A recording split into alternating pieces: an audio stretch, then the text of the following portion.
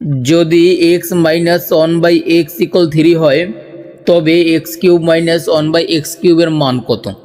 দেখো, যেহেতু তোমাকে x cube minus one by x কিউবের মান বের করতে বলা হচ্ছে, তাই তোমাকে প্রথমে এই অংশ তুলতে হবে। তাহলে এই এক্স কিউব, এই minus one by x cube. এখন দেখো, যেহেতু তোমার এক্স মাইনাস ওয়ান বাই এক্সের মান দেওয়া আছে, তার মানে এটি মান নির্ণয়।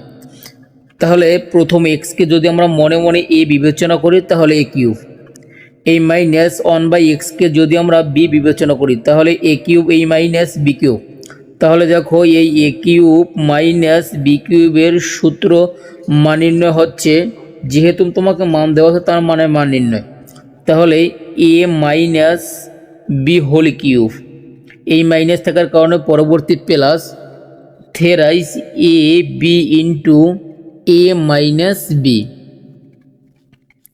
এখন দেখো, যেহেতু আমরা এ মাইনাস বি হোল কিউব, তাহলে এ বলতে প্রথম আমরা এক্সকে বিবেচনা করেছিলাম, এই মাইনাস আমরা বসালাম মাইনাস, বি বলতে আমরা ওয়ান বাই এক্সকে তুলনা করছিলাম, তাহলে এই বি বলতে ওয়ান বাই এক্স বসিয়ে দিলাম। উপরে আছে কিউব, আমরা বসিয়ে দিলাম কিউব। এই প্লাস আমরা বসিয়ে দিলাম প্লাস, সূত্রের 3 আমরা বসিয়ে দিলাম 3। এ বলতে আবার আমরা প্রথম এক্সকে বিবেচনা করেছিলাম, তাহলে এর পরিবর্তে আমরা এক্স বসিয়ে দিলাম। বি বলতে তোমার ওয়ান বাই এক্স, তাই আমরা ওয়ান বাই এক্স বসিয়ে দিলাম ইন্টু এ মাইনাস বি। এ বলতে পুনরায় এই এক্সকে এবং মাইনাস বি বলতে তোমার ওয়ান বাই এক্সকে। এই আশা করি তুমি বুঝতে পারছো। দেখো, যেহেতু আমাদের এখানে এক্স মাইনাস ওয়ান বাই এক্সের মান ছিল 3, তাই আমরা এখানে এই এক্স মাইনাস ওয়ান বাই এক্সের পরিবর্তে আমরা 3 বসিয়ে দিব। তাহলে বসিয়ে দিলাম 3, উপরে আছে কিউব, বসিয়ে দিলাম কিউব। এই কাটাকাটি, তাহলে দেখো এই প্লাস 3, আর এখানে দেখো এক্স মাইনাস ওয়ান বাই এক্সের মান যেহেতু আবার 3, বসিয়ে দিলাম 3।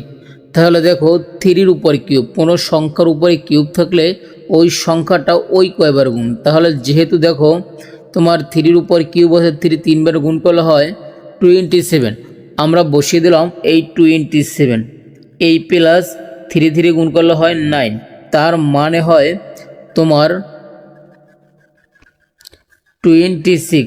আশা করি তুমি বুঝতে পারছো। যদি তোমার কাছে ভালো লাগে অবশ্যই আমার ভিডিওতে একটি লাইক করে শেয়ার করে দিবা।